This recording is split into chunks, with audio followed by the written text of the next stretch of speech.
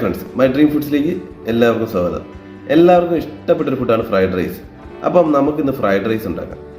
അപ്പോൾ ഫ്രൈഡ് റൈസിനായി ഞാനിവിടെ ഒരു 200 ഗ്രാം ബസ്മതി റൈസ് നല്ലപോലെ കഴുകി എടുത്തിട്ടുണ്ട്. ഇനി നമുക്കിതിലേക്ക് കുറച്ച് വെള്ളം ഒഴിച്ച് ഒരു 20 മിനിറ്റ് ഈ റൈസ് ഒന്ന് കുതിരാൻ വേണ്ടി വയ്ക്കാം. ആദ്യം നമുക്ക് റൈസ് കുക്ക് ചെയ്തെടുക്കണം. അതിനുള്ള വെള്ളം തിളച്ചിട്ടുണ്ട്. അപ്പോൾ നമുക്കിതിലേക്ക് റൈസ് ഇട്ട് കൊടുക്കാം.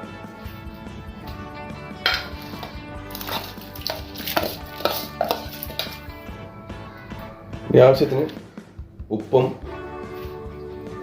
ഇതിലേക്ക് കുറച്ച് ഓയിലും കൂടെ ഒഴിക്കാം.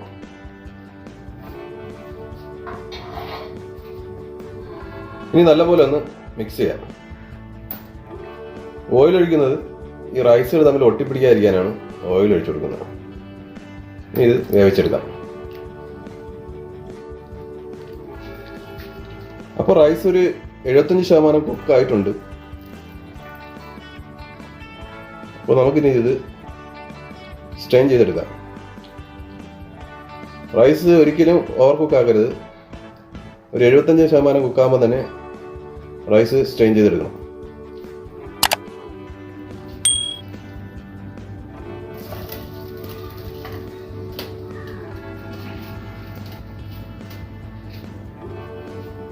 അപ്പോൾ വെള്ളമൊക്കെ വടിഞ്ഞിട്ടുണ്ട് റൈസിൻ്റെ. അത് ഞാനൊരു പ്ലേറ്റിലേക്ക് മാറ്റിയിട്ടുണ്ട്.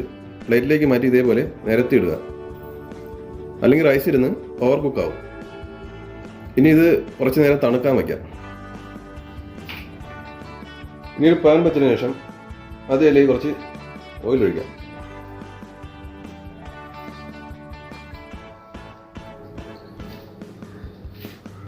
അപ്പോൾ എണ്ണ ചൂടായിട്ടുണ്ട്.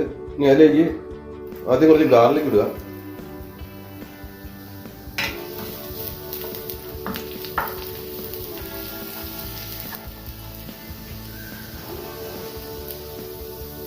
അത് കഴിഞ്ഞ് ക്യാരറ്റ്. ഇത് ഇപ്പോൾ ഒരു ക്യാരറ്റാണ് ഞാൻ എടുത്തിട്ടുള്ളത്.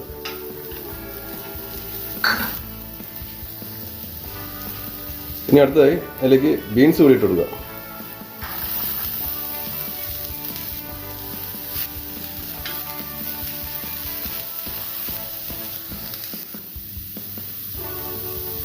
ബീൻസും ക്യാരറ്റും ചെറുതായിട്ട് വാടിയിട്ടുണ്ട്.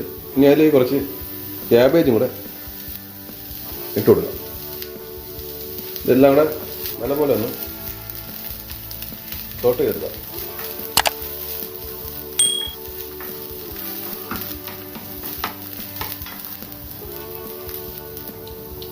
അപ്പോൾ നമ്മുടെ വെജിറ്റബിൾ എല്ലാം വെന്തിട്ടുണ്ട്. ഇനി നമുക്ക് ഇതിലേക്ക് ഇത് 2 മുട്ടയാണ്. മുട്ടയും കൂടെ ഒഴിച്ചിടുക.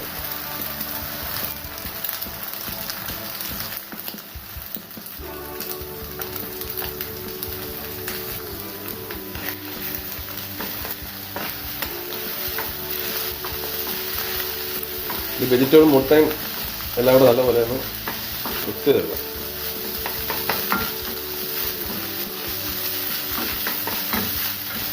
അത് പെട്ടെന്ന് തന്നെ നമുക്ക് ഉണ്ടാക്കി എടുക്കാവുന്നതാണ്.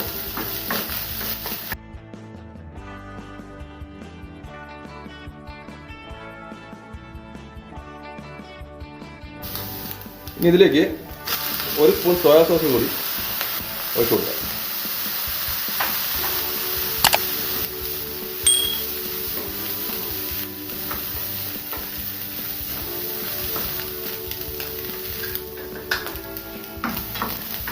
ഇനി കുറച്ച് സ്പ്രിംഗ് ഓണിയനും കൂടി ഇട്ട് കൊടുക്കാം.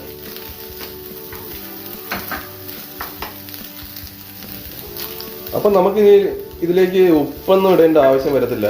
എന്ന് പറഞ്ഞാൽ നമ്മൾ ഒഴിച്ച സോയാ സോസ് സോൾട്ടിയാണ്. അതുകൊണ്ട് നമുക്ക് ഇതിലേക്ക് ഇനി ഉപ്പിൻ്റെ ആവശ്യമൊന്നും വരത്തില്ല. അപ്പം നമുക്കിനി നമ്മൾ വേവിച്ച് വെച്ചിരിക്കുന്ന റൈസ് കൂടി ഇതിലിട്ട് മിക്സ് ചെയ്തെടുക്കാം.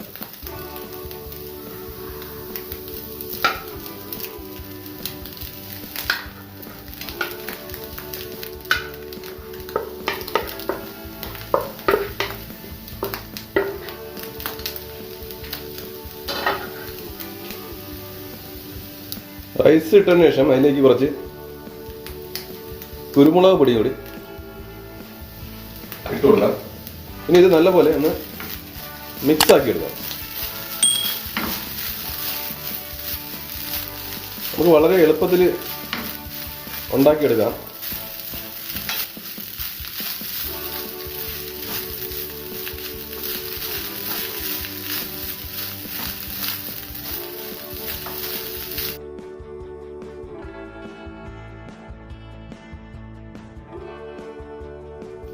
അപ്പോൾ നമ്മുടെ എഗ് ഫ്രൈഡ് റൈസ് റെഡി ആയിട്ടുണ്ട്. എല്ലാവരും ഒന്ന് ട്രൈ ചെയ്ത് നോക്കുക. അപ്പോൾ എൻ്റെ ഈ വീഡിയോ കണ്ടുകൊണ്ടിരിക്കുന്ന ആരെങ്കിലും എൻ്റെ ചാനൽ സബ്സ്ക്രൈബ് ചെയ്യുന്നുണ്ടെങ്കിൽ ഒന്ന് സബ്സ്ക്രൈബ് ചെയ്യുക. സബ്സ്ക്രൈബ് ചെയ്താൽ മാത്രം പോരാ, ആ സൈഡിലുള്ള ബെല്ലൈക്കൺ കൂടി ഒന്ന് അമർത്തുക. എങ്കിലും ഞാൻ അപ്ലോഡ് ചെയ്യുന്ന പുതിയ പുതിയ വീഡിയോകളുടെ നോട്ടിഫിക്കേഷൻ നിങ്ങൾക്ക് ലഭിക്കുകയുള്ളൂ. അപ്പോൾ അടുത്ത വീഡിയോയുമായി ഞാൻ എത്തുന്നവരേക്കും ബൈ ബൈ.